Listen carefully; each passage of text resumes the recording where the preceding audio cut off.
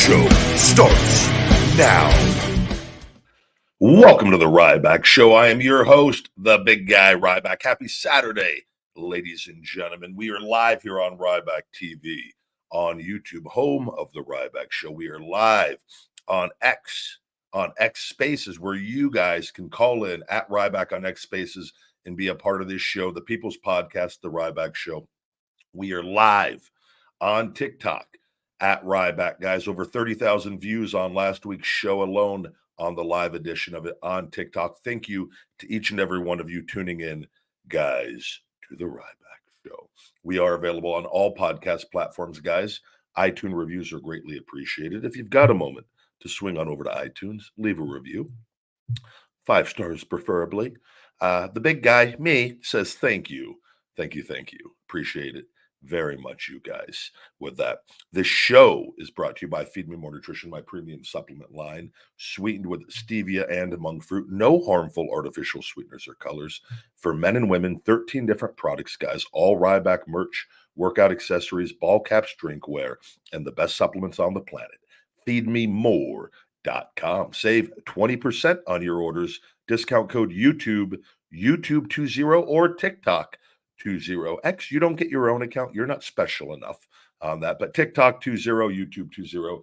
And you also get a free bottle of my GTS Go to Sleep with all orders, guys, right now still. So capitalize on that. FeedMeMore.com. All right. All righty then. Hope everyone had a great week. A lot going on in the world of professional wrestling. We're gonna dive right in here. We're gonna take some of your calls on X Spaces. We're gonna see if Mike, our wrestling informant, joins us this morning, and if we get Shawnee in here this morning. I don't know if he'll be in. We'll have to wait and see on that. But always looking forward to that. But guys, everybody on TikTok, on YouTube, swing on over to X at Ryback. Hit it, guys. Hit that request button, and I'll see you pop up in the queue. We'll try to get as many of you guys on today as possible with Shawnee, who has joined the show. And I'm going to ask all of you too. And when you call in on X, because the sound, it used to be a lot better, and I don't know what changed when I got my new MacBook. But I've got the X Spaces right by my podcast microphone, and sometimes it sounds great, and other times it sounds further away, and I don't know. So if you are on X, guys, please just try to speak into your phone as clearly as possible and keep all background noise to a minimum. I know sometimes people call like they're in the middle of New York City traffic or like in the middle of a bank robbery. Just hold off a few moments if you're gonna request in. All right, thank you. All right. Shawnee in the house. What's up, Shawnee? Big guy, what's going on, baby? Happy Saturday. Happy Saturday. Great Saturday doing my fast. Ryback Show. TikTok battles today. Gonna go get my shoulder work done. Good day. I didn't ask you how your Saturday was, big guy. I just said happy Saturday. I'm just filling in everybody. I know nobody gives a shit anymore. I'm just filling everybody in. I'm just messing with you. Just busting your balls. What are you up to today? Oh, nothing much, man. I was working. That's why I was like a minute late. I was on a phone with a borrower, but I had to rush them off because nothing is more important than the Ryback Show, baby. Hang up on one of your business clients. Sorry, got to go. The Ryback Show calls. Yeah, man. It was a very I felt like it was like an uneventful week in wrestling, if that makes sense. Why? How so? Just like as far as nothing really going on, you mean? Yeah, I feel like I might have missed a couple things, but I saw just to throw some highlights out there, like Rhea had to give up the belt. I saw that Seth wrestled on the meniscuses, which he tore, which is like crazy. The tag team belts for SmackDown were changed out. Yeah. All good things to talk about here. But, yeah, all good stuff. Yeah. But nothing crazy. Yeah, there wasn't anything. There's no new Vince news or anything this week, so it's a little dull. Yes, I think after media, it's so much to talk about that I guess I expected more doing my research. I mean, let's be honest, as wrestling fans, Shawnee, we've all been spoiled when we have news that comes out that Vince has names of his dildos after the wrestlers. where do you go from there? I mean, where do you go from Booker D and the big guy and then the you can't see me little micro, entertainment purposes only. Where do you go from it? But Booker D pops me every time. Bro, it might be my favorite one. The Shawnee, what's going on with Rhea Ripley? What happened to her? So hold on, I'm gonna pull it up because I don't want to get it wrong. But she had to vacate basically the title. And I'll tell you why. Okay, so I just don't ever guys. I would rather look it up than tell you guys lies. It's just not how I work. So I know it was a shoulder injury. Like I saw her promo. I just didn't know. Did they explain it? Okay, it was a shoulder injury. I'm pretty sure it was a shoulder injury. I just didn't know if it was like, oh, you know what? I did see it was her AC. I was her AC joint. I think she a bruised AC joint. It was something with her shoulder joint, and so So, that's what. Yes, it's a serious AC joint injury. Yes. Yeah, those are painful. And Liv Morgan was the one that caused it apparently, and she's been getting death threats. Jesus, I tell you, man. Stuff this is just something that happens. It's a sport. You're gonna get hurt. Yeah. These freaking some of these marks are just insane. It's never gonna, it's never gonna go away. I mean, from you just look at the state of the world that we're living in, and then you look at when you've got CVS is being shut down from young people just for robbing it, but there's no repercussions on things. Things have gotten so out of hand, and so you got to remember a lot of these people, all of them. There's not just some; it's all of them that are leaving these comments are absolutely not doing anything of substance in their lives. So this is why whenever I see a negative or mean thing, I just automatically just assume corky and just out of their mind, batshit crazy, nothing. And because that's the truth. And most times it is, that's why they don't have pictures. So it's it sucks that that stuff we give it any of the attention, but it's so prevalent of how many people are acting like it's like the Sheamus thing. And just so Sheamus comes back to kind of transitions the Rhea thing. Best of luck. Hope she comes back stronger than ever. That injury does suck. She's been a stud ever since she got up there, though. So enjoy the little vacation. It's much deserved because up there you don't get vacations unless you get hurt. So she went and got a puppy. You saw that? She went bro.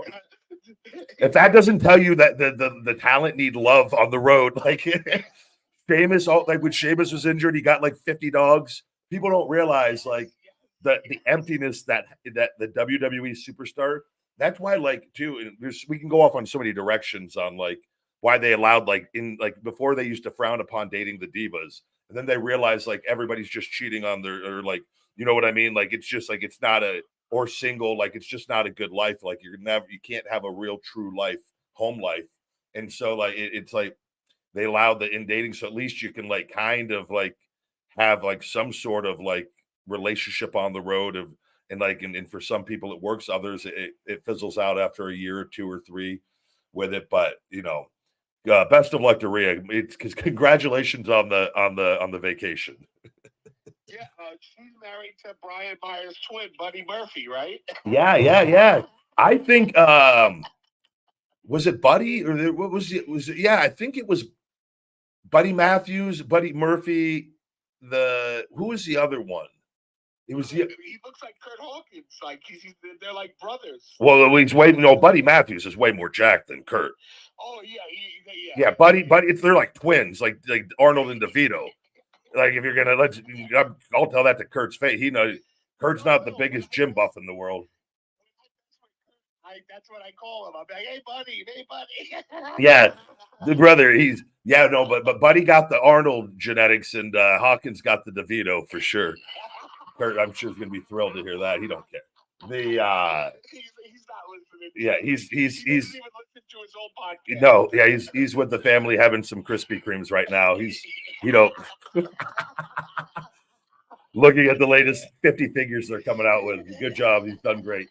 The what's it called though? The Sheamus situation with the injury was, I mean, when coming back off of a serious neck injury, which was career threatening, people were fat shaming Sheamus.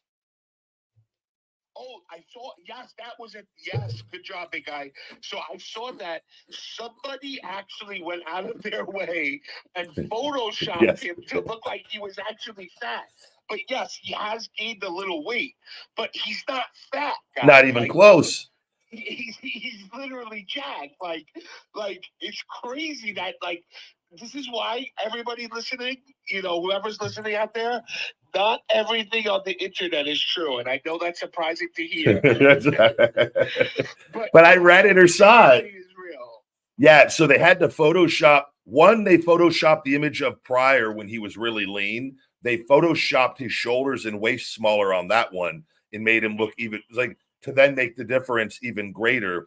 And then they Photoshopped the comeback photo and put him way overweight on it.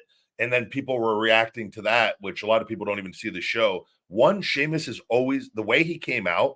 He has been built like that almost his entire career. He got leaner for a little bit of time on WWE, but there's two things. One is the neck injury coming off of that. Two, on that, which was career threatening on that, and he's had injuries prior, and he's at the latter stage of his career as far as like he's gone like nonstop. Well, that too, he already announced that they announced him to come back weeks sooner than he was scheduled to, which makes all the difference in the world when you're coming back off an injury. When if you think you have like 3 or 4 weeks still left, and then you get the call that you're coming back, and you're like, well, damn, I've still got a little bit of maybe like 10 more pounds to lose or 12 more pounds. They don't care with that. And so he's a gamer, and he's just doing what is asked of him to begin with on that. So he puts that out there on it. 3, he switched from trunks to the shorts. Your body looks different in shorts than it does in the trunks. Had he been in the trunks, the body, I bet it would have been even less noticeable, even though he is slightly heavier than he was when he was up there. But you don't understand the schedule of going from like full time and like living on that road, and then you get in your routine and then being home for 8 months with it, and you're not wrestling 4 nights a week or 3 nights a week or 5 nights a week, and your metabolism on top of the injury and not being able to train for an extended period of time. It is absurd that that was even brought up by anyone, but that's the world we live in, where like a super muscular, jacked guy who's been in shape his whole career comes back and maybe is 8 to 10 pounds a little heavier than he was, but not even remotely close to being out of shape and looked phenomenal out there. That's what people want to try to do, or they have to alter a photo to try to make that the conversation. But that's what I'm just saying. These people are miserable. You just got to drown them out. And Sheamus looked great. Congratulations. Welcome back, buddy. He's a stud. Big guy, my question to you, as a former, as somebody that has been there, right? And, Yeah. like, what when you get injured, right? And I know legs are a little different. If you injure your leg, you can't run and stuff like that, right? But if you injure, let's say your pec, or like does your routine change? Like, Yeah. do you still work out, or do you stop working out until it heals? Like, what is the protocol? So every injury is different. So like a neck injury like that, though, you're not gonna be probably allowed to train. Are you there? Yeah, can you hear me? Can you hear me, Shawnee? Yeah, I can hear you now. Oh, sorry, I put my big ass thumb over the thing. I was so every injury is different, but for a neck injury like that, you're probably being told no training. So on that, so he probably went months he was probably allowed to walk, probably allowed to do maybe like elliptical or like treadmill work, like walking, but nothing crazy. So in that period, it would be easier to probably put on a little bit of body weight, because one, you're home, you get a vacation that you never really get.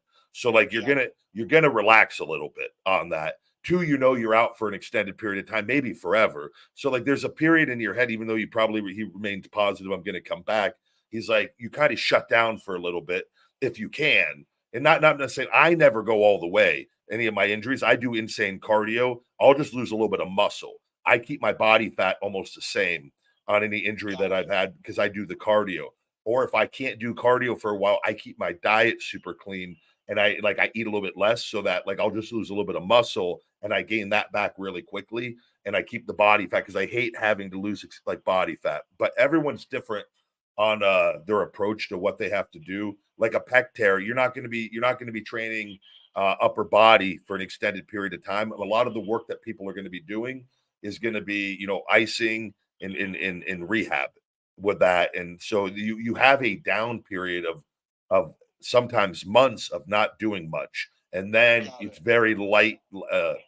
They introduce the training schedule and very lightly back in, and you kind of are ramping up to where you might just have a full training, where it is right near right as you're getting ready closer to come back.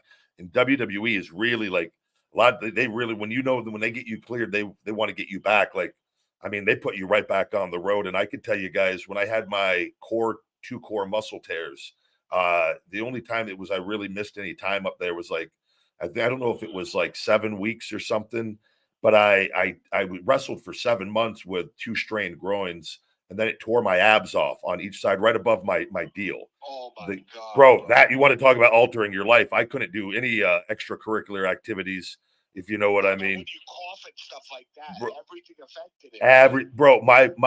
I'm trying my grapefruits. I got my huevos, because we're on TikTok. We're swollen. We're swollen to the size of grapefruits every night for the first few months. I'm wrestling 5 nights a week, 4 nights a week on this. These are the things that people don't realize. You just like suck up and keep going on that. And like, you had a new finisher called the sack slap. Bro, if I would have done the Rikishi butt running and butt in the corner, my grapefruits would have exploded from being so swollen out. I mean, it was. All I picture is like the opponent laying down, like getting ready to take it, and you do it, and there's 2 imprints of your on the hand. Yeah, bro. It's but yeah, it's so people are, it affects your life greatly, and this is why all the men and women up there and all pro wrestlers, your pain tolerance increases drastically as you're in the business.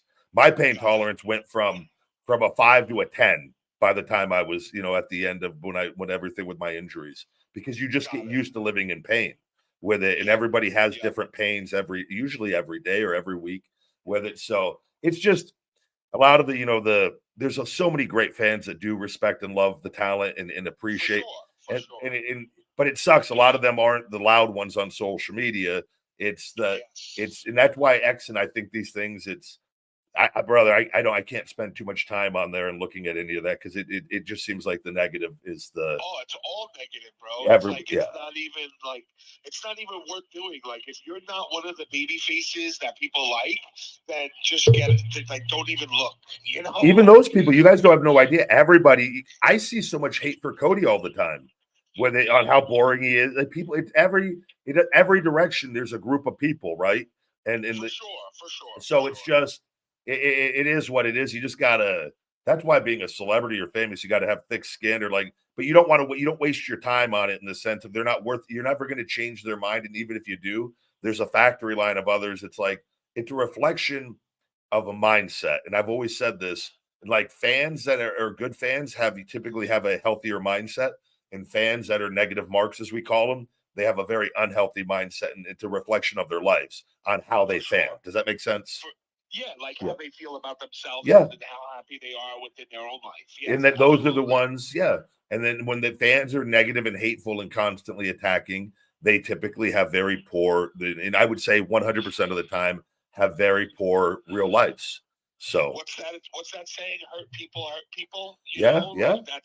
That's exactly what it is. And they getting caught up in another thing too is getting caught up in things that aren't your business. And a lot of people, like anybody I ever have issues with, I'm a pro wrestler, so I want controversy with the people I have involvement with still whenever I do some of my things. But that's my business, though. Like, if most people just learn to mind their own business, their lives would become drastically better as well. But it's for sure. We're talking to it is what it is.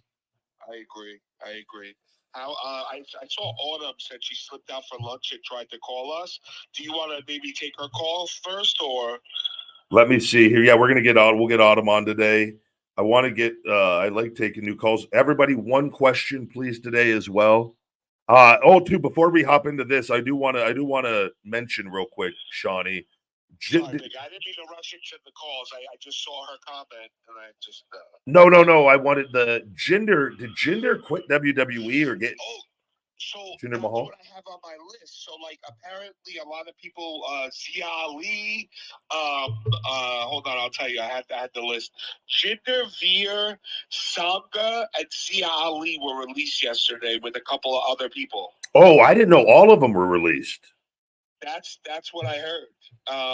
Or maybe were they released? Because Jinder said he quit though. Well, it says among leaving after the shakeup. Okay, hold on. That's why I was wondering. Maybe did they fire those other guys and then Jinder beat him to the punch and quit before they could fire? I don't know. That's what I think must have happened because they're saying he claimed that he quit. Good for Jinder. Sean Ross Sapp of Fightful then provided an update noted alongside Mahal, Zion Quinn, and Zia Ali have also been let go by the company. So it's so it was 5 people: Jinder Mahal, Zion Quinn, Zia Ali, Sangha, and Veer Mahan. They were released, and then Jinder came out and tweeted that he quit. I just pictured Jinder like Veer, like they started making the calls, and there's a few of them, and they called Veer first, and then Veer like text Jinder that he got released, and then the other one text Jinder like he's on the phone with talent relations, and Jinder just said, "Oh, I'm gonna beat him," and then just goes and quit. But like it turns out Jinder wasn't going to be fired. They were going to keep Jinder, and then he was like, "Oh, damn." But it's a crazy situation. Jinder's a great guy. I love Jinder. I love him. But those guys never have to worry about anything. They could just go back to where, like India, wherever, and make $1 million. Like there's so many wrestling fans over there. They're like royalty to them. They should start with the Great Khali. They should start their own Indian bloodline group over in India. That would be amazing. With the Great Khali as their enforcer, the Indian bloodline. I'm giving them free money right now to start printing. The new Indian bloodline, they never leave India. They only recruit, and they pay people like me $100,000 to come out to get just destroyed by the Indian bloodline. Book it. Imagine them all coming out at once. Oh my God. Cody, when his WWE run is over, they book Cody to come out, get destroyed by the Indian bloodline. They could reign supreme for 20, 25 years. Bro, never have to come back to the States. Just book it. Get guys, contact the Great Khali, turn negatives into positives. The Indian bloodline, I'm telling you, you guys can be printing money. Do it now. God, I would buy merch. I would 100% buy merch. They got the Bollywood boys. Get them. They're their little fall guys. They're their Patterson and Briscoe taking all the bumps. I'm telling you, the bumpers and feeders of the group. The others could all just sit in the paint like Shaq. Just sit there and look big and strong. Jinder on the microphone because we don't understand. Khali, we can't understand, but hell, we got, man, printing money. They got to recruit the other Indian guy in AEW that's like 7'5", you know? Yeah. When his whole run is over, get him and Khali eventually have big guy heat, where like that's where the first feud in the Indian bloodline starts. The first cracks start to be formed with the two big giants start going at each other. Yep. Oh man, no, but that's crazy though. In all seriousness, I mean, we're going to see more and more of this stuff as companies have to, I'm shocked there actually weren't more releases with everything going on with the TKO takeover, and I mean, maybe there will be. Maybe this is just the beginning of many more to come. We'll have to see. Yeah, I figure they're going to start cutting the loose ends, right? Like, in my opinion, Yeah. They didn't do anything with like those guys, like. Jinder, man, is, and he was the former champion and he had a nice run with that, but they dropped him off so hard from that, and he's had injuries too, and he's had some that's all played a part in transitioning to that managerial role, but they weren't doing anything with those guys with Veer and the other, like nothing of substance. Like you gotta, and this is the thing people don't realize: when you look a certain way, if you have a physical presence to you, you can't be booked too poorly for too long.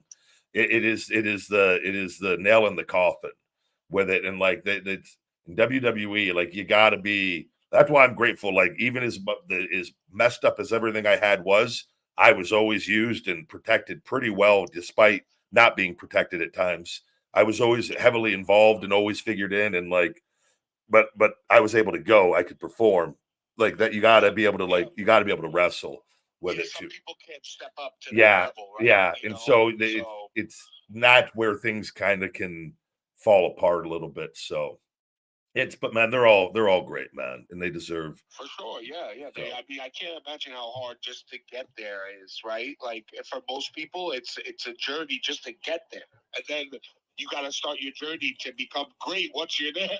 Yeah, so that's like it's like an NFL player. You got to you got to go your whole life and kill yourself just to get to the NFL. But then that's why you see people get to the NFL that have been studs their whole life, and they've been the center of, and then they all of a sudden the Johnny Manziels, right? That like, whoa, they don't even so like. True. And then WWE is the same. To end up having that success once you're there, you got this whole journey just to get there. Now you're there with all. It's like you're taking in a pot of like, it's like the crab pot, and like you're crawling and scratching to get out of that crab pot to get a new opportunity, and you spend your whole life, you finally get there, and then you get put in a whole bigger crab pot with even bigger, stronger, hungrier crabs, right? And then that whole everything starts all over again, but just with way better people on top of the politics of the backstage and massive amounts of money. So just to get there is an achievement in life that 99.9% of people are never going to get to experience. So 100%. Yeah. Big guy, real quick. There's two nicknames that they gave Sheamus. John sent it to me. They were calling him Sheamus and Whalmus. Oh man, poor Sheamus. I knew Sheamus acknowledged it, and like Sheamus always has a great attitude. But I was like, man, they had to literally Photoshop an image to make him look bad, like because he didn't look bad. Whether that should just tell you all you need to know. But it's the internet's never like it is. There's a lot of funny stuff that happens on the internet though with that, but it's just great. I've been sleeping in the gym ever since. So watch this. Wait, what's that? He tweeted. He said, "Okay, take your best shots. Wellness, too many pies, etc." And then we're done with the photoshopping and shaming. I was aiming for the draft and got an early call up. My bad. On me. Been sleeping in the gym ever since. So watch this. Doing 48-hour fast, living in the gym. Sheamus. No, but he's the kind. I'll tell you what though, he's the kind of individual. He will literally use this and get in the best shape of his life. Yes. That's how he is. And then, but people don't understand. This is the other thing when you're in shape, and like I deal with this all the time. When people are used to you being in shape, like it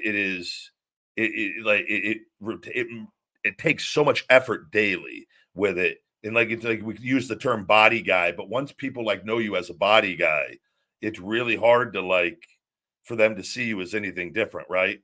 You're right. It's the expectation of it, right? That kid, like, it's very. I can't imagine, bro. That's why I joked if I just came. That's why I just joke like Ryback, the feed me more hungry gimmick. I have a whole run as being a heavy guy at my late like if I just like can't get back in shape, just go heavy. And like he was like just like the gimmick, I built in a safe gimmick for life. Bro, it's the big guy. You never said what kind of. I didn't say the jacked guy. I just said the big guy. Feed me more hungry. That it really goes food based. It goes from competition to food, and I turn into a Santino Marella character, and I've just got a set routine. And bro, just printing money for the last stage of life. With your humor, it could really work. I swear, I've never been out of shape my whole life though, but I definitely think I can just play that one up for a bit. 1 year of just like let myself. I think just 1 year to let myself go, just take losses, go huge defeated streak. That Kurt Hawkins break his record of losses, and then I do a Rocky Balboa comeback. Like that's the story. It'll be the opposite of like how it is with the other people. You know how The Rock had to slip down for movies and stuff like that. Yeah.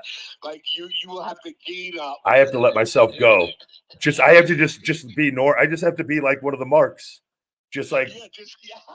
I'll do some interviews with marks and get their daily routine and diet and just incorporate it into my life.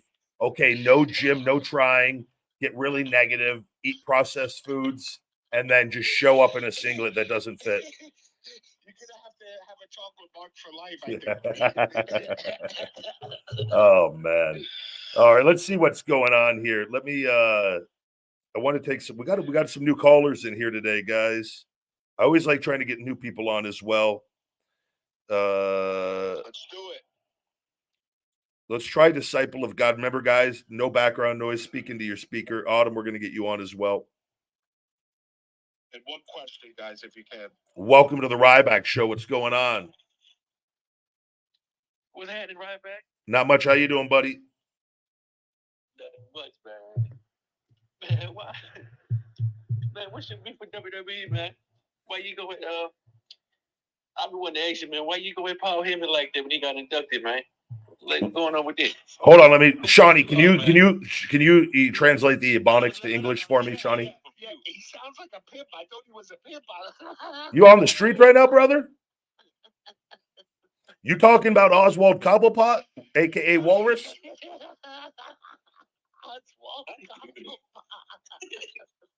You want to know what my beef? He ate my beef. That's my beef. All right, I'll interpret it for you. Can somebody translate this so I can give it an informed answer? Yeah, I'll translate anything. You're gonna tell me yourself. He said, why did you have problems with WWE? Okay, that's the first part. That's all I'm asking. So what part don't you not understand of the legal issues I've talked about in the past of them stabbing me in the back and taking away everything and illegally suppressing my social media? I know about all the legal issues, Ryback. I don't give a fuck about none of that. After that, you kept going at them. Yeah. Do you think a company that's illegally suppressing your social media for 7.5 years, do you think I should just back down and let them just try to squash me? What's that, playa? Are you Teddy Long's nephew? Are you Teddy Long's nephew over there, playa? How old are you, playa? How old are you, playa? Let's talk to me from the streets, yo. Playa, how old are you? Oh, you know, dog. What up, dog? Let's be honest. What, man? You love Paul Heyman? You love PH? You love that PH, yo? What are you, one of them WWE marks, playa? Oh, they really made you look like a fake ass. Oh, they make you look like a little old what? Man, you speak English, yo. You're on the Ryback Show, yo. Let it flow, bro. Let it flow, bro. You know. All right. Well, thank you for calling into the Ryback Show. All right. We're going to let that one go. Listen here, dog. Good luck on everything. Wish you the best. It started nice. No, it didn't. He was waiting to go that route. He was waiting the whole time. No, I know. I'm saying it just went like I knew it in his voice what he was trying to do. Like he was trying to get you to get upset at WWE. You know? Nah, it's all right. Bro, they try to beat you because they know. You know, they know that that's your. Bro, no. You know? Bro, no. Hit me with that little Paul Heyman flow, yo. Come on. We got a little Oswald Cobblepot mock in the house. When you said Oswald Cobblepot, I lost. Bro, I need help understanding English sometimes. Brother's gonna speak street language to me. I need to break that shit down a little bit. Oh, for those who don't know, Oswald Cobblepot is the Penguin's real name. Bro, that guy whole day. I just made his life, by the way. That guy's gonna be on cloud 9. He's so happy. Yeah, he's so happy. Bro, he's gonna be doing some crack rocks in the fucking back alley with some of the boys later, telling, but bro, Ryback, talk to me. He's gonna be Teddy Long this year. Bro, I have no time for people. I just can't even. I hope we get more of them though. That's fun. I get to kind of put in my improv act a little bit when we get calls like that. Fun. It is. Let's go to the Sweet Autumn now after that call. Change the direction up a little bit here. Sweet Autumn. Hi, Autumn. Hello. How are you doing today? I'm doing well. I'm in the restaurant, in the restroom. So if y'all hear music, that's what's going on, but it's quiet. No, we don't hear it. Okay, good. I just wanted to tell y'all, like, I just got my purple belt. Like, I'm freaking out. Excited. Oh, congrats. Congratulations, Autumn. I haven't. So my question is, this is going to sound really. Do you think you could take out that street thug that just came at me? Maybe. Put him in a chokehold. Put him in that CM Punk Jungle Boy body hold or something. No, I'd take him out at the legs. Good job. Anyway, no, my question is, I'd take him out of the throat so I wouldn't have to hear him talk ever again. But yeah, okay. yeah. My question is, are your DMs open? Like, can I send you a picture? Because I got my certificate. That's a little much, Autumn, but sure. No. You can definitely send it over. Okay. I just wanted to let you know you're now the favorite. I was talking. You were last week was my test. Okay. So y'all were blinging in on my phone, and while I was in my test, and so I showed my instructors afterwards, and the lead instructor was like, "Yo, you know who Ryback is?" So he thought you were so cool. So it got me brownie points. Thank you very much. That's very cool. They didn't know who Nick Nemeth was, so I was like, I can't stand them now. But do they know Dolph Ziggler though? That's why that's why it's important to keep your name. Like when you lose your name and like to WWE and then go start over, like I'm telling you, even Moxley, who's been successful, I feel like, but like doing well. Even though way more people know the name Dean Ambrose than know the name John Moxley, probably. Oh yeah. So it's just the way that it is. It's a crazy thing. No, it cracks me up because it was just funny that they thought it was cool that I know somebody in that world. So I was like, okay, he's now my new favorite. Thank you so much. If you know this on him, but like Ryback, when he was out with his injuries, he went and trained with the real Mr. Bianchi. Yeah. Anyway, I have a story about Sheamus, and it was funny because I'm learning how to fight. He made me so mad. This was in 2016. You want to know what he did? He had like Dolph by the hair, and he's like, "Do not entertain," and he was screaming like right at me because I'm a loudmouth. I cheer and I love a good story.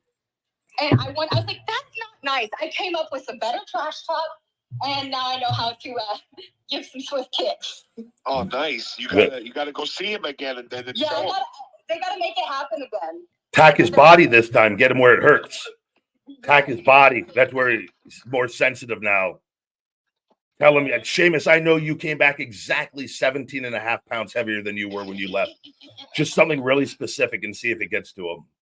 Bring a honey bun. Bring a honey bun.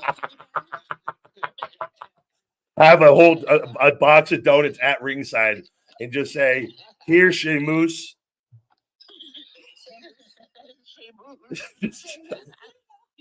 And see if they can. Why that name pops me. I don't know why. Or a donut on a fishing pole and like lure them in with it and see if it.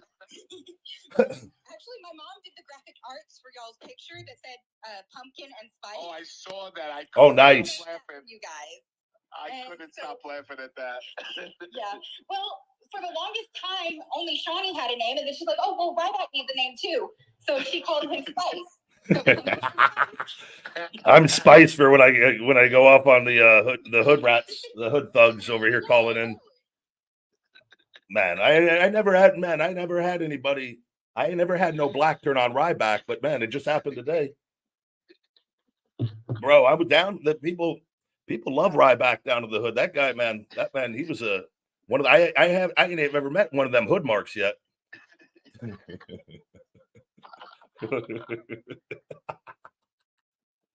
Autumn, thank you so much. Congratulations on the purple belt. It's always good to hear your voice. All right, Autumn. Bye-bye. Oh, man, that's so funny. We like to have a little fun out here.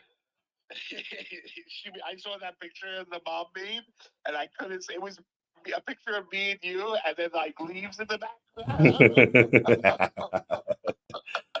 Oh, man. Let's see here what we got on. We got, guys, if you guys want to call in on TikTok, on YouTube at Ryback TV, guys, we've got a few hundred people on TikTok. We got over 500 and something people on YouTube right now watching, guys. We're here on X Spaces at Ryback. You can call in and talk to me and Shawnee here at Ryback. X Spaces, just hit that request button when you get into my account. Give me a follow. Guys, we're going to bring on Weston Maher here. TikTok and YouTube. Let's go. Show up. Come to X. Call in. Weston, what's up? Welcome to the Ryback Show. What's up, man? Big fan of you. Thank you very much. How's your day going? Doing good. Just doing some DoorDash. Very nice, very nice. Stay safe out We there. appreciate you, Weston. There's nothing more. I'm always grateful to the DoorDash and Uber Eats drivers and Absolutely. anybody who does delivery like that, man. Yeah, that's my living. Yeah, that's awesome, bro. But I had a question about I guess tribalism or something, but I'm just tired of on with IWC where people are saying AEW. I'm a big AEW fan, and I was just wondering with the whole women's division, like, and just their booking AEW compared to WWE. I saw that this Monday they're doing like a Royal Rumble for the women's for the women's championship, but no tournament, and it just seems like WWE gets away with their booking, and it's okay with it. But with AEW, people hate Tony Khan's booking because of his storylines and stuff. And AEW came out, or was sort of, he was saying they'd show all their storylines through segments and like altercations in the ring and stuff. And if you want WWE storylines, you're gonna get it through what they do with tribal stuff. You're always going to have criticism between WWE and AEW, and to say, I'm just going to be honest here. I like AEW, I do, but their women's division is definitely suffering. It's getting better, adding Mercedes Moné, and that's a huge addition.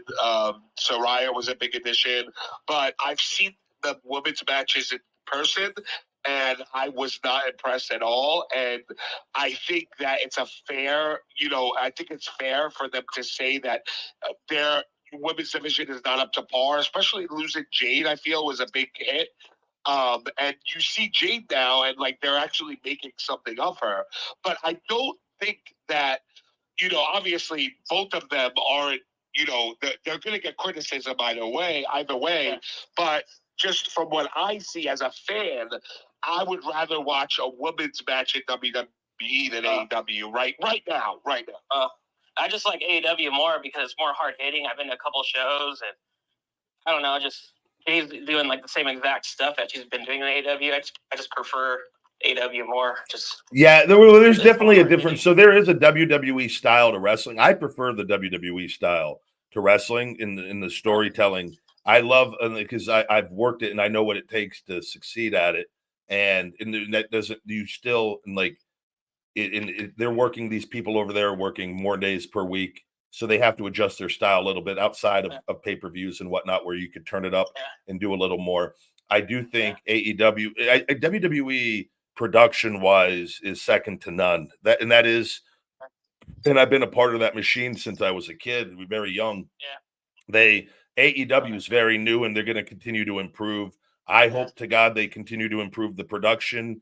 I think there's a huge difference from like when a talent comes out in a WWE ring, like Jade, the presence, because they, for some reason, whether it's the cameras they use, the video, the way it's shot, they know how to make individual people stars in WWE, and that is the one thing that I hope AEW continues to improve. Like again, WWE, and I'm just giving you guys little things that I know, like the music. The music is one of the most important things on making a connection to the crowd. And WWE will turn music up at various points on an entrance of a wrestler. So when my Feed Me More hit, it would initially be really loud. That Feed Me More will hit really loud, and then they lower it just a little for the audience, and then they crank it up. They know how to get reactions at right points. They know that if that glass shatters and it's sky high, that arena is going to go crazy. Then they can lower it a little bit. Then they know when Austin's going to get on the buckles and raise his hands, they crank the music back up again on that, because the people react to the music being just little things like this. They know the different shots. The cameramen they've had have been there throughout the whole rise of WWF to WWE. They have some of the original people there. And like these guys, like they were always giving me tips. They give everybody tips. These guys, it's such a group effort on being successful, but they know how to capture the energy of a talent or an individual talent, where AEW is still learning this on that. And that is like, but a lot of talents don't know this. I've always been aware of this stuff, and you have to like after as I got like not it wasn't always I should say as I was in the system longer and these things I was learning these things along the way on how important entrance music is, how important camera shots and getting face shots and letting that camera get your face for as long as possible. Why do you think on my entrance that camera was right in my face on my entrance where I said wake up it's feeding time? That camera that's because you can feel the intensity in the eyes, and Vince was smart enough to know and so they capitalize on that in different ways for talents that I think AEW needs to continue to improve on. But the wrestling, as far as like the women's and the storytelling, I do hope they continue to get a good staff there. And Tony realizes that his job, he could do an even better job if he gets the right people to help kind of connect the dots and to story tell, and that the bell to bell gets even better when there's a really good story. And I think he's learning this still, and that would be, and I do believe he's smart enough to continue to grow and evolve, and he's new to being a promoter with it, and he's a human, so there's gonna be things he might be stubborn on or have an ego on, but in time, the one thing I always tell everyone, he treats wrestlers better than WWE ever has, and that for that alone, we should all be rooting for him on this. But he's a human being. It doesn't matter how much money, he's a human being, and he's just trying to do his best, and he's going to make mistakes, and they're highly scrutinized and under the spotlight because of social media and how big everything is now. And I think the guy puts himself out there. He does interviews still. He does the media. He's active on social media. And so Vince hid from everything. Vince hid from everything because he was doing so many bad things. He tried to avoid controversy and questions and everything, right? Tony doesn't. And I think that should be commended and respected on this. And the more we know about Vince, and everyone's like, well, Vince wouldn't go on social media. Vince was running and hiding for his life while running this big multi-billion-dollar company with it. So that's the difference. Yeah, I just had one more thing. Like, we got Jennifer. They hired Jennifer Pepperman, and she's helping out with women's division. We're getting more segments. Then also too, I saw last night Sky Blue and Will Ospreay and Kyle Fletcher. They were on a Chicago show, and I just like how Tony Khan allows their wrestlers to do indie stuff too. Yeah. Yes. Yes. No, I think I will say I do think you have to be careful allowing talents to go do that stuff from a physical aspect, because it's an investment. And like I could tell you, like I wouldn't want to do any of those if I was on TV, just for the fact that I want to make as much money, and there's never as much money as on TV. And if you do hustle on your own on what you're doing, but outside making appearances and stuff, I think are good. Where and having affiliations with other promotions, but I do think you have to be careful. It's like the whole Forbidden Door thing, John Moxley with IWGP, Stardom's coming in now. It just makes it more fun for them to work. No, absolutely. I understand that there is an appeal to that to many people. So I do understand that. Yeah. Anyways, thank you, man, for liking my tweets and stuff. You're welcome. Thank you for calling in. All right, take care. You too, buddy. Later, man. Good deal. But yeah, no, I'm pulling for them with everything, and just because the better they do, and hopefully, in WWE, and again, here's the AEW too, Shawnee. They started out, they had like 4 or 5 named people, and the rest were independent talents like 4 years ago, right? Yeah, yep. So 4 or 5 years ago. Yeah. 4 or 5 years ago. So that they had a lot of work to do just to be like to get these TV deals. And then I talked about this at the time. I told everybody this is just right now. They're going to eventually WWE people are going to jump over that roster is going to be cleaned out in a way, or going to in where other the competition level is going to rise. They're still in that process, so they don't have their full roster yet.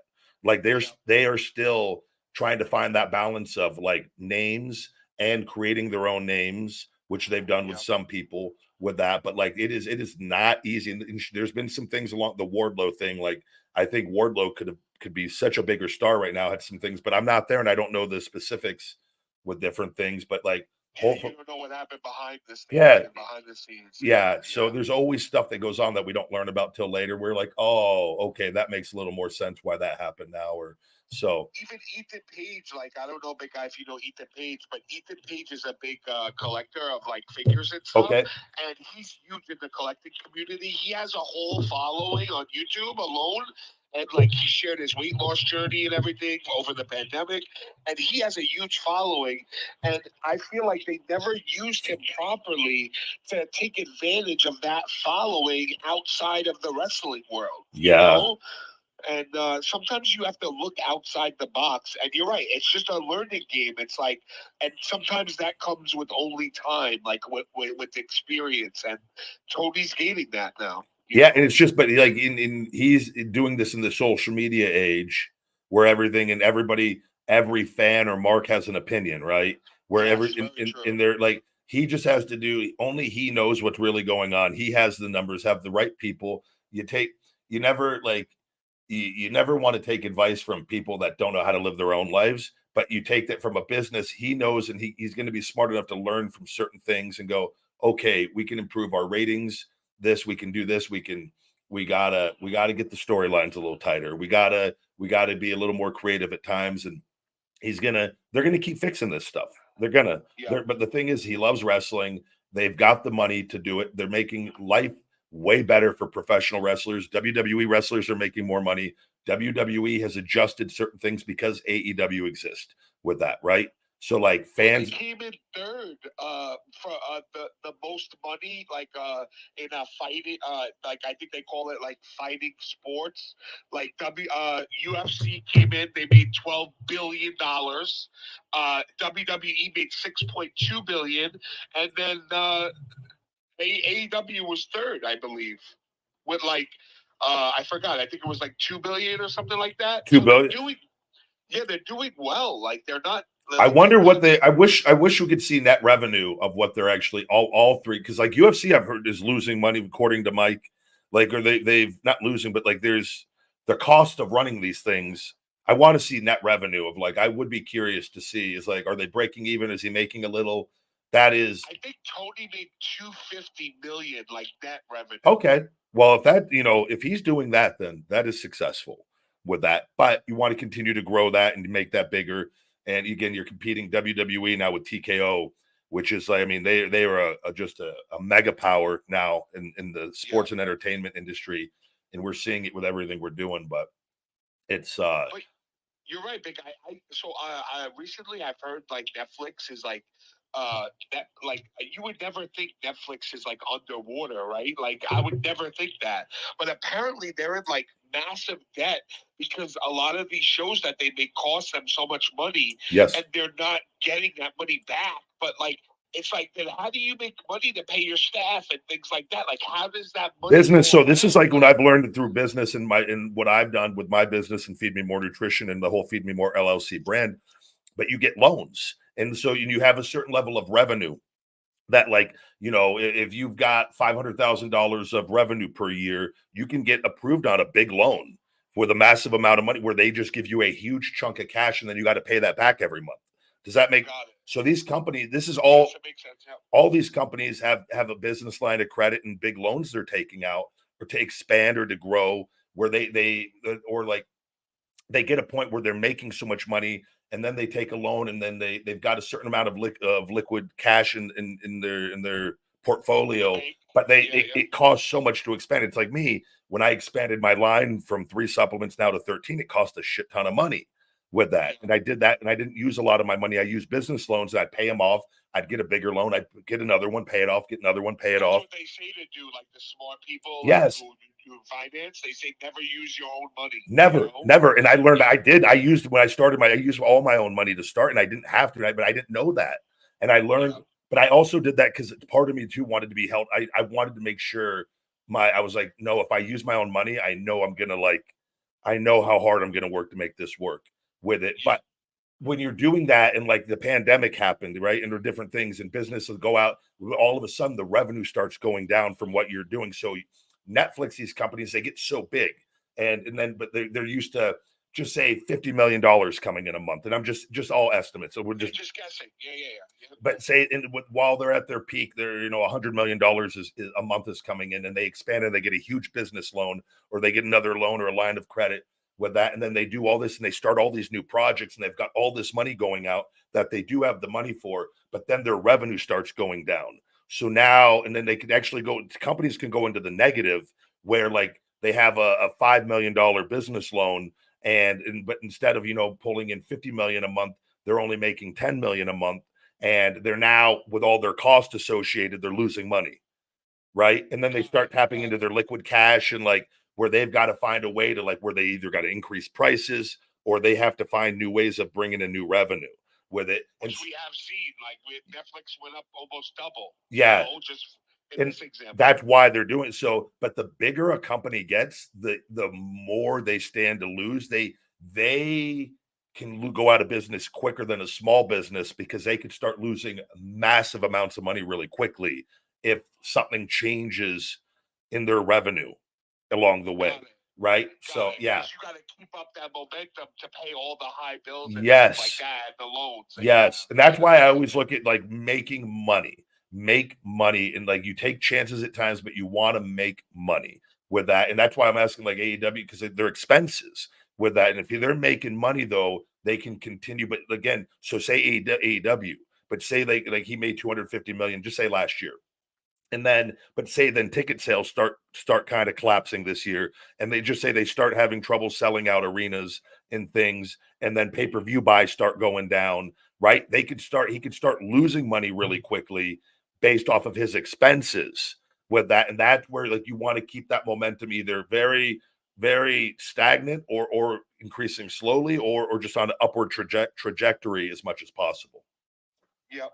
Yeah, I was right, guy. So it's on the Forbes list of most valuable combat sport promotions for 2024 has been released, and it includes 4 boxing promotions.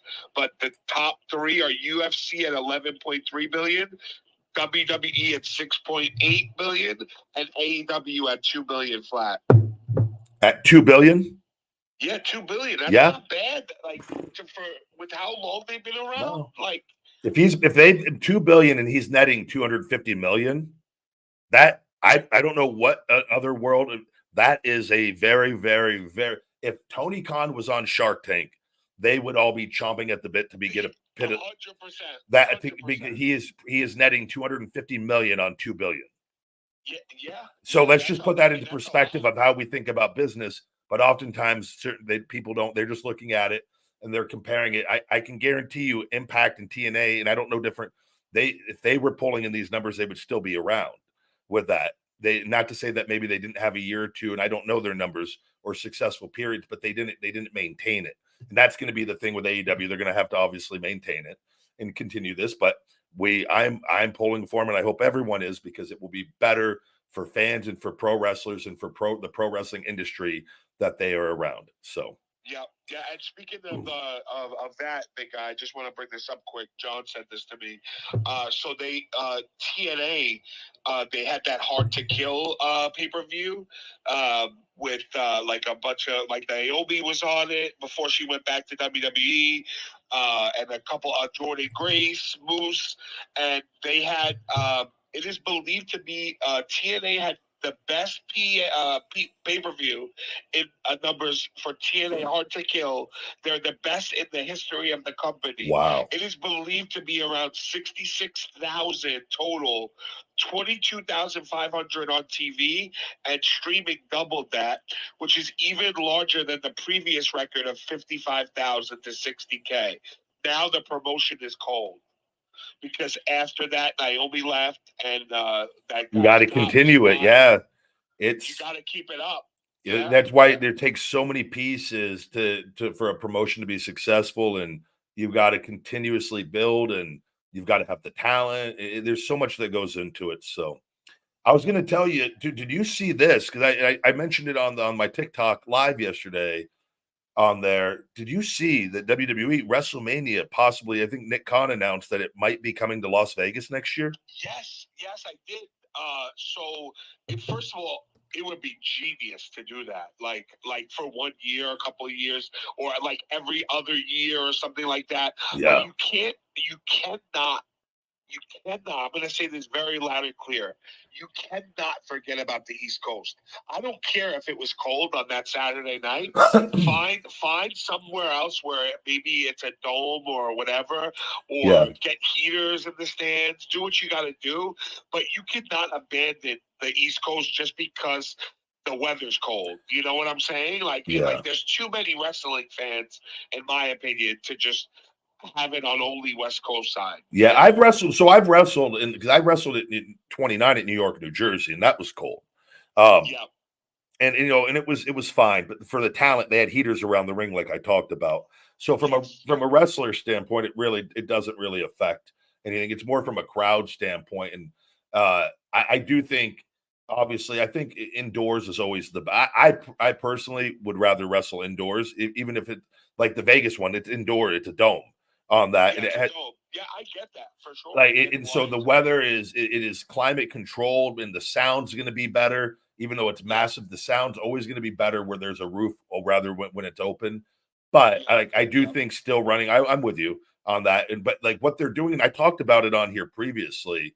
They're very smart. I think we're going to start seeing WrestleMania possibly be international at some point with the money that they could bring in by what essentially right now it's in the States. They have everyone bidding for it, right? And in Vegas, I think there's probably Vegas is going to be, if they come here, it's going to be huge.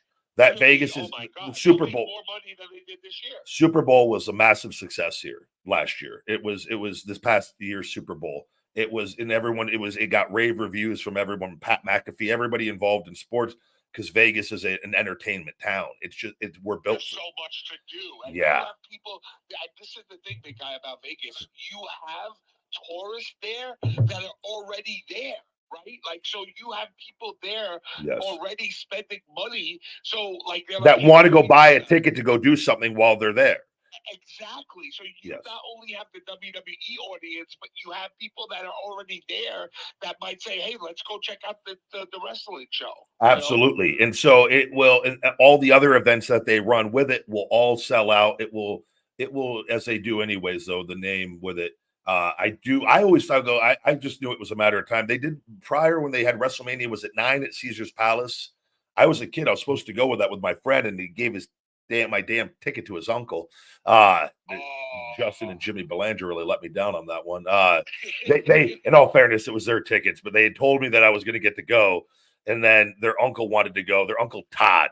You're right. And it was April 4th, 1993. Uncle Todd. I just want him to know, Todd. I went on to go make it. You robbed a little young Ryback of his opportunity to be there in person to see that WrestleMania 9. The guy was in his 40s, son of a bitch. That was. I'm looking at it right now. How cool it looks with the yellow canopy and the yellow and purple canopy. Yeah, but that was small though. That was a small scale because that was at Caesars. That doesn't even exist. That doesn't even exist anymore. It hasn't for a long time. But like now at the Allegiant Stadium is massive. They did SummerSlam there, and that was a huge success. So I won't be shocked if that ends up coming, if Vegas ends up getting it. Because for Nick to announce that they're in the running, that tells me that the Vegas is making, probably because of Vegas coming off the Super Bowl and knowing how much they made for that, they're going to be willing to spend even more to get WrestleMania here to try to get that. I'm trying to think, like, so the state actually puts bids in on it, or like how does it work? Like, I don't know. I don't know the details of how that works. I would imagine though it would be the state that makes offers that with all that with how I think the Super Bowl does that, right? Like they bid for it, like. Yeah, well, that's what WrestleMania, what they're doing now is those they have an idea of where they want to go or where they think, or they take bids from the different cities or the different states, however that works. But what I think is going to happen, and I said, I do believe we're going to start seeing more international events because, and not to say they're going to do it all the time, but like, man, can you imagine if, and say they did it Wembley or whatever, and England is willing to Dubai. I'm just again, these are random numbers because I don't know the specifics. So we're just giving, but say, Las Vegas, made an offer for $250 million to get WrestleMania here. And Abu Dhabi comes in and says, we'll give you $500 million to come here, or we'll give you $750 million, or we'll give you $1 billion to bring WrestleMania here. And then, but they look at go, well, we'll have more cost. But if they realize what they're going to net another 400 million or 500 million, why wouldn't they? But they have that leverage and power to do so now. And I think now with the merger of TKO and how Nick, we talked about this previously. I said on the with the Trons with the LED boards for the sponsorships. And now we're seeing them now getting sponsorship deals throughout the matches. It's brilliant. They should have been doing this many years ago with it. They are going to start making so much more revenue now, and they already have everything in place. So I just see it's just going to keep getting bigger and bigger with what has been built and the momentum they already have. But I think Vegas is, I would think they have to be amongst the front runners if Nick Khan's announcing that. So that'll be interesting to see if that happens. Yeah, I agree. And like that new, like you know what I really like in Vegas, Big Guy? The new dome that like has the pictures on it and stuff like that. I don't know the name of it, but you know, like it looks like 3D and oh, the Sphere, the Las Vegas Sphere. Yeah, the Sphere. Thank you. Yes, that is so cool to me. Like they have like a smiley face sometimes. Yeah, well, like, it's really cool. What they would do with that, like WrestleMania week here, they would have WWE. WWE would probably run out space and have WWE graphics on that Sphere. The whole over it. Yeah, it would be G. That's what I'm saying. Everything here is just Vegas is getting bigger and bigger and bigger with what they're, and so it's like the population here has increased drastically, and it's there's positives and negatives with all of that, but it would be a good fit for WrestleMania with everything, no doubt. Do you know you could bet on wrestling? Do you know that? Yeah, we've talked. I remember that. Yeah, I don't understand it one bit. I mean, how that's even. Maybe we spoke about it a long time ago. I think. Yeah. It is a little mind-boggling that like there's no way that they can be very serious money could be being. Yeah, no way. Because I would just be like, hey, Ryback, find out what's going on next week. That's all, but like. That's what I'm saying. Like, because wrestling's entertainment. Like, if you got a bet and you go to your little sports bookie, sportdog.com or whatever the hell they, sportsjunkie.com, and like you know, like, hey, Ryback, are you going over tonight? Yeah, I'm going over with the Shell Shock, Shawnee, and I don't even know that you're gambling. You're just like, hey, buddy, what's going on in your match tonight? Like, not even then, like, you just go make a bet and like win money. Like, how is this even possible? If I was a wrestler, I would have my great-grandma's great-grandma be putting in bets, bro. Like around the United States. What a way. I make my heroic comeback, overcoming all odds, and I get busted. I get banned from the entertainment industry for betting on myself. What a mark. Oh my Ryback banned from pro wrestling forever. Like that NBA guy that just got banned, the Jeff. Man, I tell you though, it baffles my mind. People in sports, man, you're making all this money, man. You've got a freaking problem. If you just can't you've got to go gamble as well on top. Like, go gamble on something else. Why are you gambling on go gamble on like another sport or something, or like UFC fights or boxing? But instead, they're like, no, I need to live a life on the edge. I'm going to gamble on my baseball games or my basketball games or my performance. And so crazy, bro. You're right. Insanity. Crazy. All right, let's see here. Guys, you want to call in at Ryback on X Spaces. Guys, at Ryback on X Spaces. Let's take a call here. Mark Simpson, a Ryback show faithful. One question, guys. If we could. Mark, welcome back to the Ryback show. Hey, Ryback. How you doing, bud? I'm well. How you doing? All right. Hey, I just wondering, knowing WWE and they're thinking of, the runs with the title, how long do you think Cody will have it? Good question. I hope for a while for his sake. I hope he's given a fair shake and an opportunity, which, judging by the WrestleMania numbers and the success of his merchandise and things, I would like to think he's going to have a lengthy run, but coming off of Roman having that really, really lengthy run, I don't think that's going to happen. So I think we're probably going to see something. maybe we see something in the 5 to 6 month range or 6 to 8 month range. Maybe. Yeah, that's what I was thinking. Yeah, probably he'll keep it like till the SummerSlam, probably. Possibly. Yeah, and I just think it depends. There's a lot of factors that go in. It depends on how well he's received. With that type of character, the story, he's got that really political, he toes the company line. He's ultra,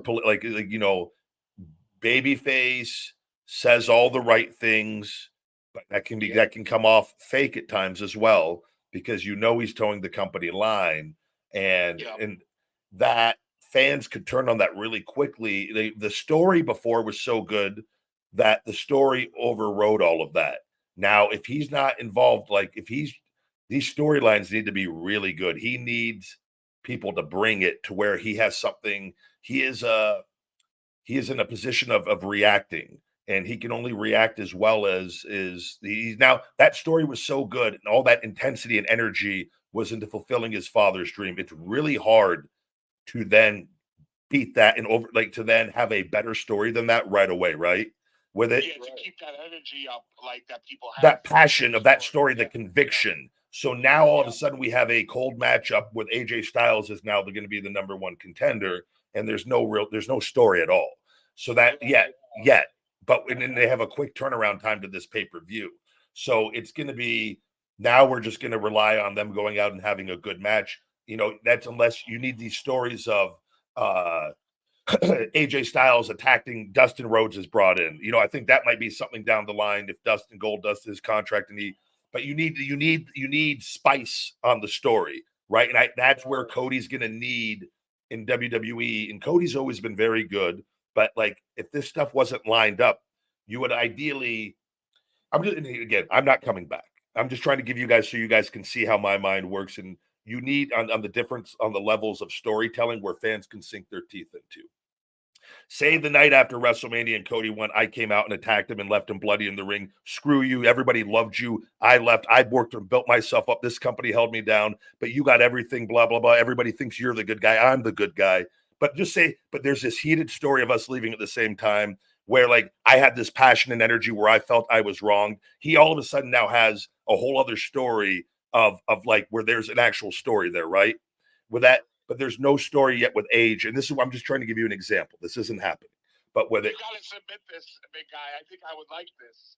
this is, but this is all, I love the storytelling aspect of pro wrestling. I think about these things. Cody needs somebody where there's a new story, where there is a, okay, I'll give you another example. So you guys, all the marks, of course, Ryback confuses himself into the main angle of Raw. That's what it is. No. Okay. Say Ricky Starks' contract was up in AEW, and Ricky Starks all of a sudden is in WWE and does something, and he's out there celebrating with Cody after WrestleMania, or the night after WrestleMania, Cody brings his best friend, right? Ricky hops the guardrail and there's an embrace, but then Ricky turns on Cody that night right there. There's a story already that was his best friend, and he just turned. Now there's a new story that now Cody can go a different direction away from the Roman father storyline, right? It's like using a built-in story to make a new one, basically. To make a new one, to garner interest where Cody is in a babyface position of fighting again, whereas now he's the champion defending the belt in a cold match with AJ Styles, and they have no history of any, or at least we haven't been told any history yet. So that we got to give it a chance and see what they're going to do this next week. But I just see it I look at it, and I don't want to say lazy booking, because they should have this stuff mapped out, but where they're well, we're just going to make it and they could, Hunter's not stupid. They could have been looking at this. Look, there's only a 2 or 3 week turnaround time to the next pay-per-view after Mania. Let's just give him a good match to have a good match out of the gate, right? Where he's going to, if the story's not what, in their heads are maybe going, what story are we going to be able to tell with him the first 3 weeks? Could just be a transition feud to get some momentum to go into a bigger storyline, which would be my guess, knowing how things work. But we've also seen with Stone Cold Steve Austin, Vince, where they're notorious for not having good opponents lined up, good heels ready to go for big baby faces once that big story is complete. So that's going to be up to Cody, though. Cody, though, he has that going for him. He's very intelligent. He understands the importance of storytelling, but he will need players to play along with on this. So right, yeah, it's like you need a band to make to make good music. Yeah, it's like but Cody, and I just saw like last night he cut a promo on SmackDown as the champion, and he was probably at a live event and they had him. I've done those where you got to cut a promo because something to react on what happened to TV. And it was just like it was good. The promo was fine, but there wasn't really anything. It wasn't like it didn't have substance. Yeah, it was just like, oh, great, him and AJ here. There's nothing exciting yet with it. We're gonna see. Got to give it a fair chance to see. But I'm like, what story are they gonna like? What is AJ gonna be able to do? Like, what story other than AJ just won whatever thing to become the number one contender? There's really no, there's no personal story there yet, and not every story is gonna be that. I would love to see personally, like I don't think this is going to be that long of a reign. I think it might be like one of these things where like he'll lose the belt, then get the belt back, like could be like that. And I would love to see Cody as a heel, like personally, like eventually. Yeah, I think that seeing it, like putting him on this nice guy, like you said, like that, and it comes off kind of fake-ish. Like pedestal, and then all of a sudden we all knew he was a jerk off, right? Like that's the way that I would like the story to play out, even though I know, but Shawnee, that's great. That's actually so. Here you go. That is, and this we've talked about that. The way to do this then is keep the title on him and let that story start unfolding within the story of him being champion, where like they have little moments where he like, and this is you don't do this right away, but you just keep him being somebody or something like where it's like it's like there's a backstage thing and he snubs a little kid, like but it's not that direct. It's something where it gets people kind of like that was a little like, did he do that on purpose? Subtle. Yes, you got to start creating that. Hey, dude, that was kind of a little bit. That's like because that to me, where essentially the championship goes to his head, the fame, the money, the success. He used everybody to get what he wanted. It was never about his father. It was about him. That would be amazing, bro. This is storytelling. But this is Cody. This is how he thinks. I know so if you could then do that, he could be the number one heel after this. That would be so like insane. I should be sitting in creative meetings on every week. Really, I'm not even saying this because it's you, but that would be absolute. Like, imagine if he just comes out one night and it's like, I didn't do this for my dad, I did this for me. And his mom's out there crying, and like I'm telling you, it would be. I didn't do it for you, Mom. I did it for me. I didn't do it for you, Brandy. I didn't do it for our daughter. I did this for me. Me. I did this for my dog. I did it for my dog. And him and the dog do the heel turn that Cena never gave us. Or even he says, I did it for the Rock. Yeah. No, but you see what I'm getting. This is the storytelling that people say. They go, oh, bell to bell, bell to bell. The bell to bell. That match at WrestleMania with Roman and Cody was so good because of the story that led into it. That it made the bell to bell mean so much more.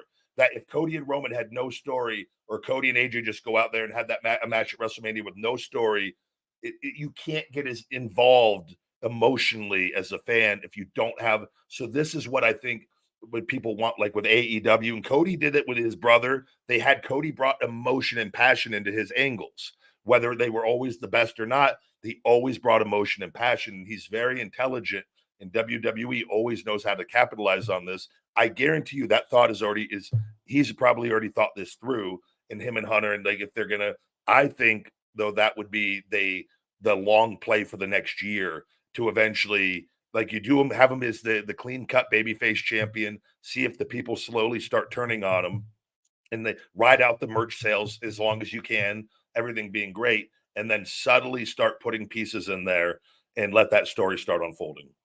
Yeah, that would be great, man. Cody Rhodes destroys the Dusty statue, get a fake one. I'm telling you, spray paints Nightmare like the NWO on it. Like I'm telling you, it would be amazing. And you're People, right about like Cody having that emotion into his matches, because that Cody and Dustin match was one of the best matches even till today in AEW. And because it had a story, and they did they took real life incidents, and this is WWE has done this.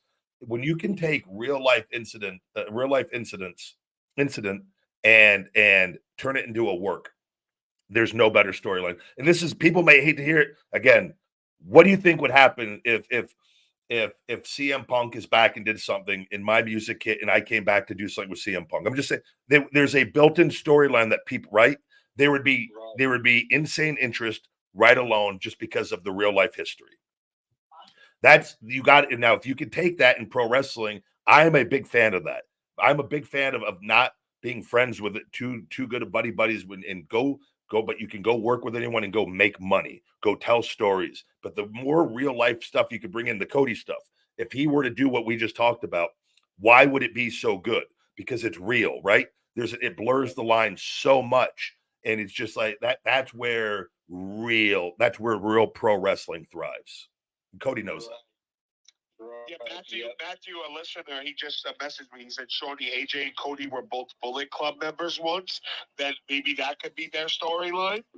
So again, that's better than nothing. Yes, that's where that's why we have to wait and see what AJ, the promo segment or the 2 weeks we have before the pay-per-view, what direction we're going to go with all of this. So but that story's not going to be as hot as the story he just had. But at least it's a story, but it's better than just a cold matchup. So, yeah. 100%. Yep. All right, Mark. Well, brother, great question, man. I really appreciate that. Yeah. Hey, thanks, Ryback. Thanks for taking my call. I appreciate it. Good deal. You have a good one, Mark. Have a great day, Mark. All right. You too, Shawnee. Take care, Ryback. Brother. Bye, buddy. All right. Great question. See, that right there is what we need. When we get a great question that can spark a good conversation. 100%. Other than Street Thug calling and wanting to try to, I love it when I get you to just start gagging over there, coughing. I love that I just called the guy Street Thug. Now that's how he's going to forever be known. Street Thug, PH lover. When you said, "Can you interpret this for me?" I lost it. I love because you try to remain like he didn't do anything to you, so you're trying not to laugh at him. I do. I try to just stay quiet. I brought you right into it. I don't care. The Ian, welcome in. Ian, put the unmute button. All right. Yep. Hello. What's on your mind, buddy? Welcome onto the Ryback show. Thank you. So I came on and I heard you guys were talking about WWE, and I wanted to know what's your guys' thoughts on the Bryan Danielson versus Will Ospreay match, and do you think there's enough storyline going into it so far? Shawnee, have you kept up? So I've seen bits and pieces. I'm not as far as this particular one. Are you? Yeah, so I don't watch it week to week, but I've seen the highlights on it, and I don't think it's I don't think it's how can I say this? It's a good storyline, but I feel like they could have added more to it, if that makes sense. Okay. Yeah. So I've not seen a lot. I've not even seen any social media clips. So I'm going to have to go look. I've seen outside of the Will Ospreay promo that involved Triple H. That's the one thing that I saw the most on social media, which, because it again was a real life situation with that, which is always the best for pro wrestling and getting people divided as much as possible with it. I do think AEW on that set stuff. I think there's a huge upside and a lot of room to continue to improve storylines and to get people involved with things over there. And again, I can't give you a direct answer on this as far as I haven't seen too much of this between them.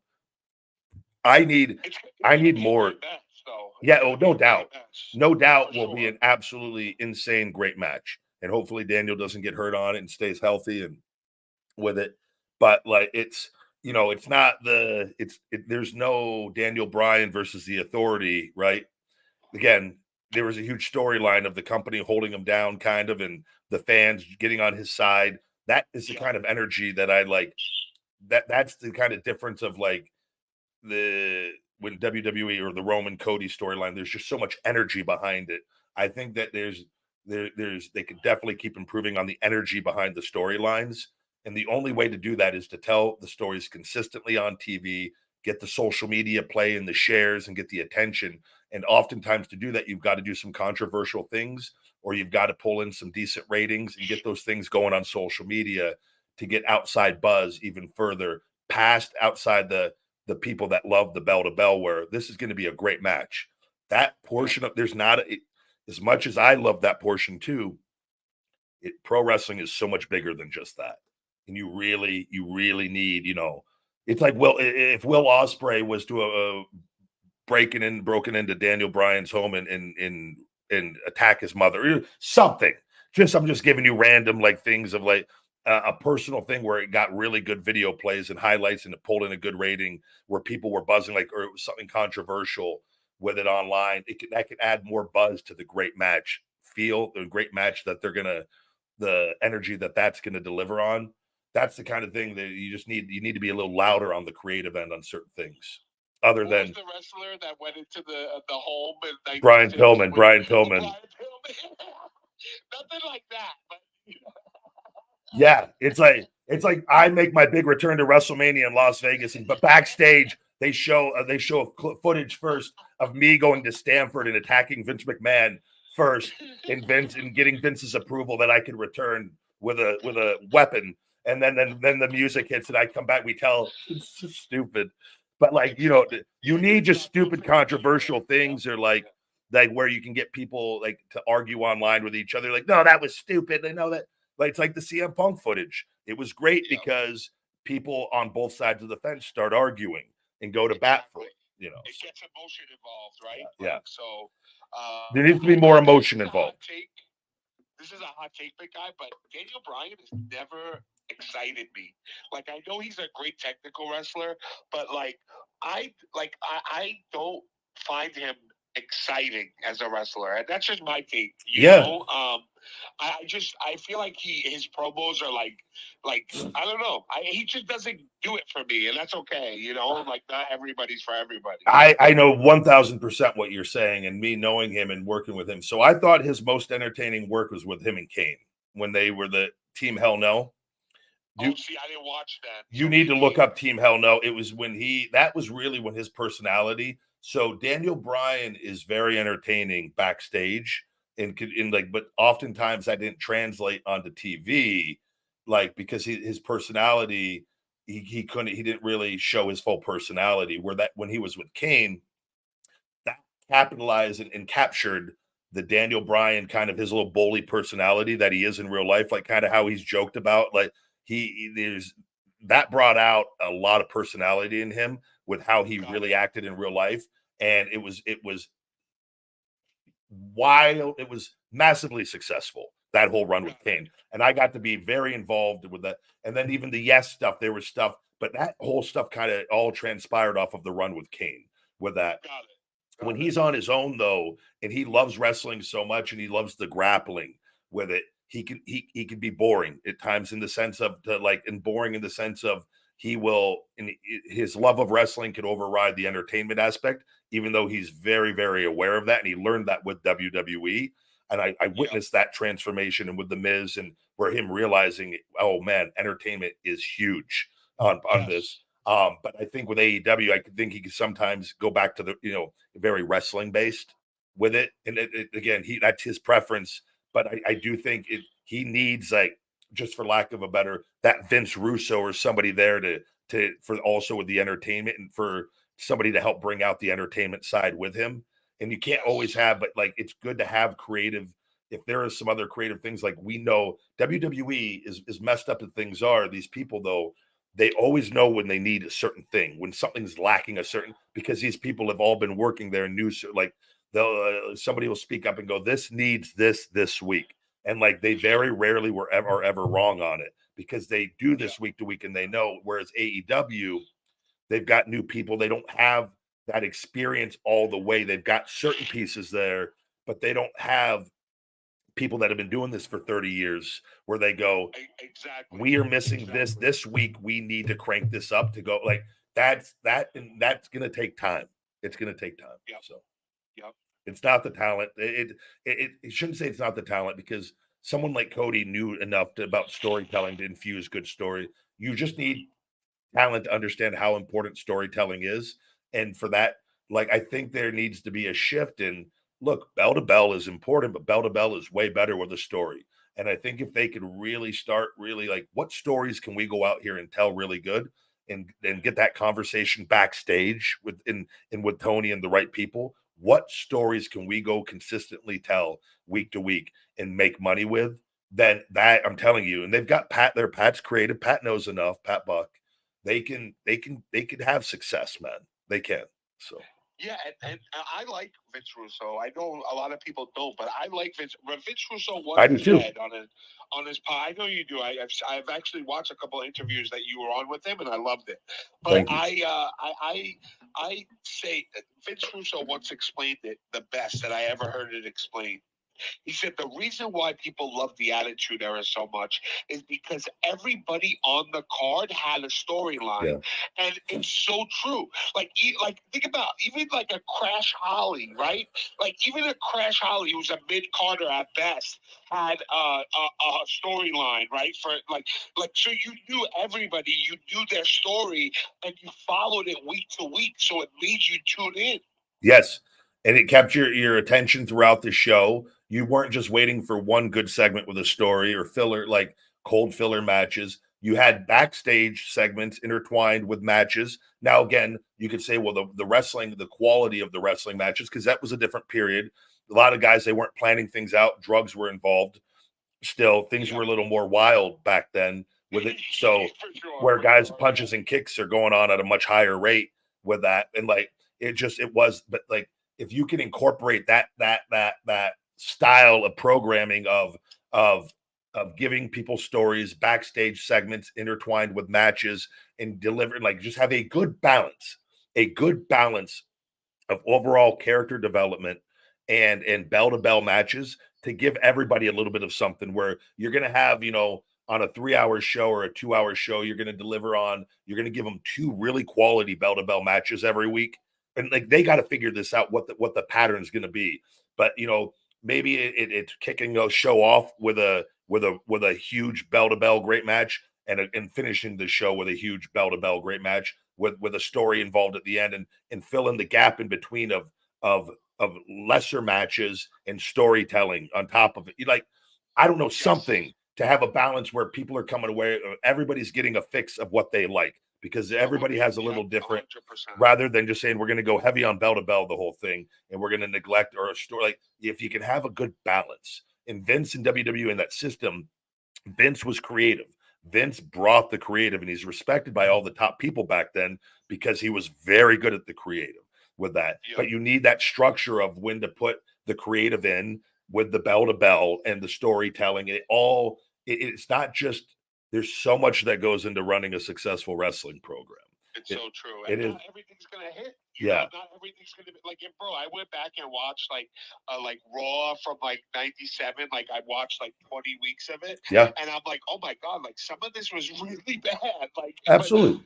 As a kid, though, it attracted you. Like, I'm just saying because I was 7 years old then, right? Like, as a kid, you're in on it, and you're like, oh my god, what's gonna happen? As an adult, you obviously look at it in a different way than you do as a kid.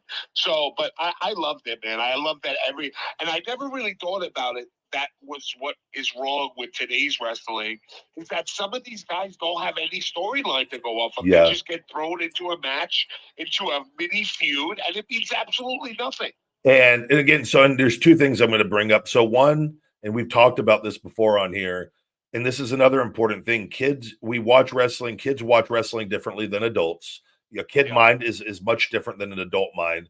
A lot of people too, as you become an adult, you go, wrestling's not the same as when I was a kid. You got to remember, to kids watching now, wrestling is the same in certain elements, not all, but how they view the wrestlers, larger than life cartoon characters with that. Like, so that is a real thing that goes on.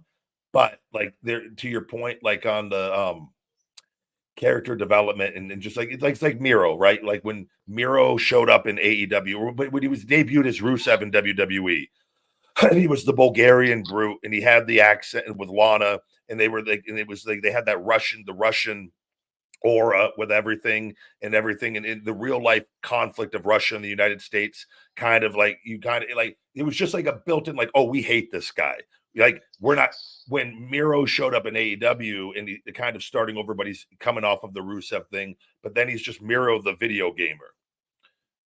There was, you see what I'm. There was nothing. There's nothing there.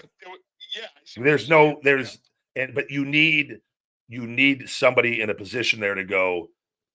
This is I understand this, but this isn't going to make money with it now. Like the Redeemer or something, but like if Miro would have came in as the Redeemer and it was like I'm back to recapture my what I had in WWE, my intensity, and he comes out and he's killing guys and he's angrier than ever, and they don't have to acknowledge WWE, but it's I'm coming to take what is mine, and that's to become at the top of the wrestling industry, to become the champion. And there's a built-in story, and he uses that past anger and the whole Lana stuff, and he comes in on his own, more focused than ever. And they tell that story with the intensity and the ability that he has. You could tell that story really easy and get that. We're like, but instead, it's like you just kind of show up and you like, I'm friends with video game guys because I play video games. That you need the right people there to go, no, we're not doing this with it. That's and this is what you got to say. Look, not to say that but not right here. Not saying you can't do this at a different time when people know this, but not right now. This isn't gonna be good for you or the company with it. And but those are the kinds of things you need the right people overseeing creative to like with this to go like, no, that's not gonna work. And that's where it's just gonna take time. So. Right. Yeah, I agree, big guy. And it's something that there's nothing you can do. You can't force it. That's the thing, right? Like, and as long as like, I think AEW is going to be super successful, and that's how I'm going to end this. Is like with them, like. I mean, this topic, like I just think that AEW is going to do well. They already netted $250 million. Like that is a hell of a like. I don't care who you are, what you like, but that's a hell of an accomplishment in 5 years. You tell me what. I don't care what the business, what sector you're in, but if you're making $2 billion and netting $250 million on that $2 billion, life is not bad. Life is not bad. I'm not saying that things are perfect, but life. I dare you to find somebody that's not going to take on that. Like that's a successful business by all accounts. With it, if those numbers are accurate, and hell, even if it's 100 million, it's good. It's very good. So true. Most people lose money in their first. Bro, most businesses don't make it outside of 2 years. There's like the odds of making it 1 year, 2 years. It goes like.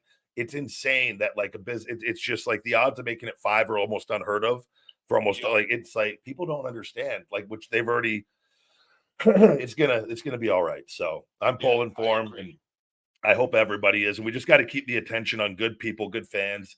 Like these, the hate and all that's always going to be here online. It's never going to go away because they have a platform. Just don't let their negative mindset become our negative, hateful mindset, and try to enjoy and talk about what we like more than what we don't like. So. Yeah, for sure, big guy. I agree. But Shawnee, brother, man, what a great show again. Always appreciate you making time for us over here. Show. Thanks for having me on always, big guy. Anything you want to plug, Shawnee? Any social media accounts? Just my TikTok. You guys can come. I've been going live on there. It's at Shawnee Caulfield, SeanyCau Field, and that's it, big guy. Thanks for having me on. I love doing this show with you, and we appreciate everybody listening and calling in. It means a lot to us. So. Absolutely, and we got to see. I know the audio. I'm going to have to go back and listen. I'm going to see how the audio is. If the audio with you is low, I may have you because you can join through YouTube as well, right? I could. I don't know if I could join through YouTube, but I could do it on TikTok. And maybe I move the TikTok closer. Maybe we might have to see. Even if it's not even just audio, I think YouTube you could just do audio as well. I'll have to look at that. Can you? I've never heard like of people going live with each other on YouTube. Well, I know I have the StreamYard. I could bring guests in on YouTube anytime I want. I used to do that. You You're saying like if I go from like, oh, I see If what you you're were on saying, YouTube watching and I bring you in, I could literally bring you in audio only, and the sound will be just like my sound or whatever. It'll be because you'll be synced into my soundboard system, whereas Spaces is on the outside because I'm using my phone by my microphone.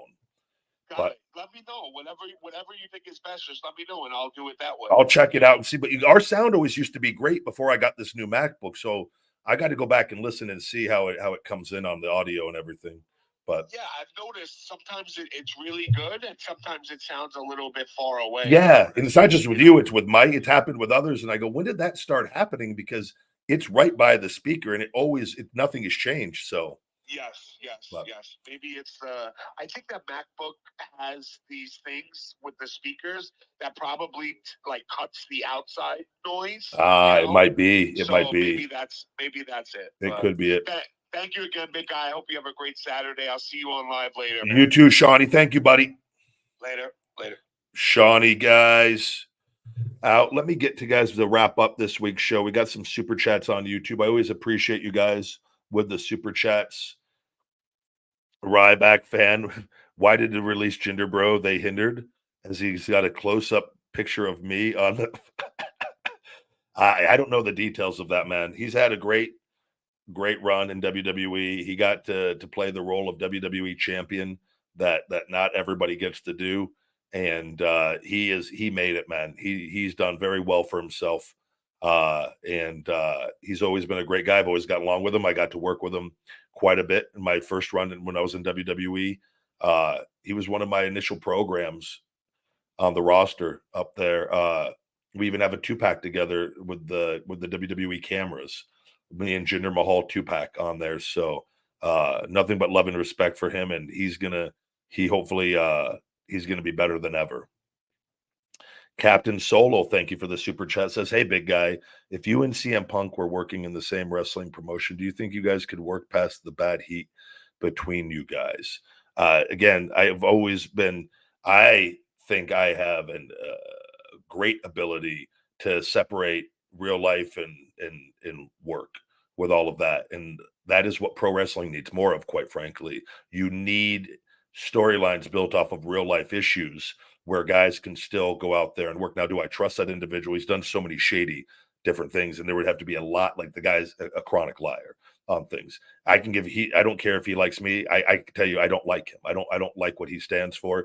Now, could I do business? Absolutely. I've said that on here multiple times on that. Now, would I want to, right? Like it's like there's some things that like go into that, but like it's like Matt Hardy and Edge. They have the real life issues. They're great workers. They understand the business, that they're able to work together to make money.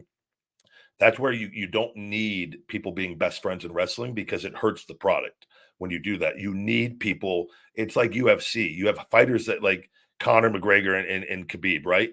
Again, there were some things that shouldn't have happened with how that went down, but the real life hatred was so great. That's one of the best selling pay-per-views of all time because of the story with that. That story is nowhere near as successful if they're best friends and like each other, right? Pro wrestling needs this. Pro wrestling needs real life controversy. That is what blurs the lines for fans and where angles become much, much better in the entertainment. But you need professionals who are capable of pulling that off with that. So to answer your question, yes, no doubt, if it's the right situation, but there's a lot that goes into getting to that point, right?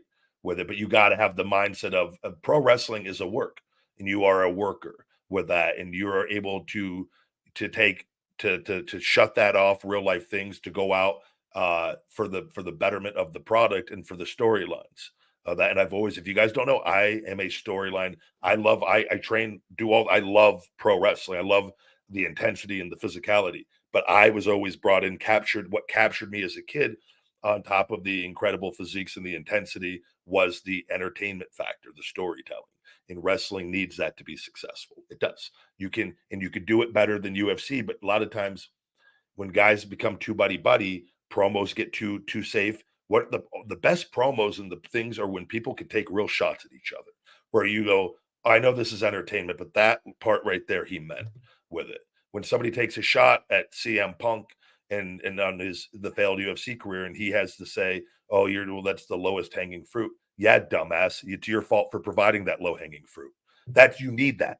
You need that. Then what's he? But you know when to get back on track. You know who's babyface, who's heel. You know when to give the last person the last word, and then you leave the doubt and the questions in the fans' mind. You need talents that are capable of doing that, and that's when wrestling's at its best. The performers that know how to tap into that and do that. So that's my opinion on that.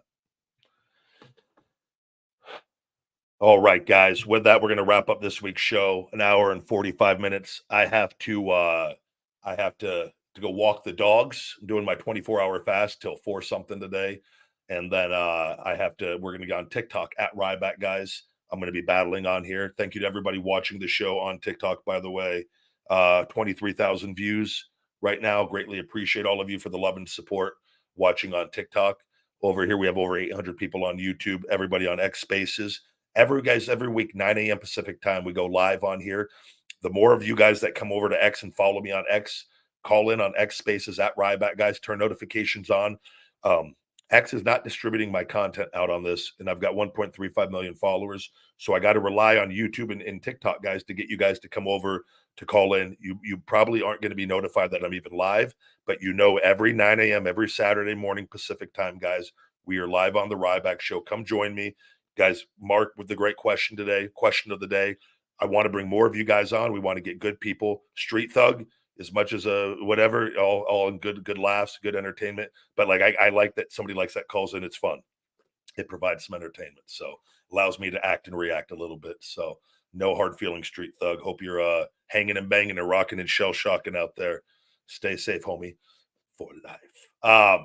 With that, guys, Feed Me More Nutrition, feedmemore.com. Save 20% discount code YouTube 20 or TikTok 20. Get a free bottle of my GTS. Go to sleep with all orders. Guys, we are going to be back next week. This is available on all podcast platforms. iTunes reviews are greatly appreciated. All of you guys listening, if you have an iPhone, when this show is over, if you can go to iTunes, guys, the Ryback Show, subscribe, guys, and leave a iTunes review. It is greatly, greatly appreciated. All right, guys, we're going to be back next week. Have a great one. We'll be on TikTok a little later today, guys, at Ryback. And until next time, Rybackers, stay hungry. And that's the last bite. Feed me more. Hey, Rybackers, don't forget to hit that like button, smash that subscribe, and shell shock those notifications. For the best supplements on the planet with Feed Me More Nutrition and all the latest cool new Ryback merch, visit feedmemore.com.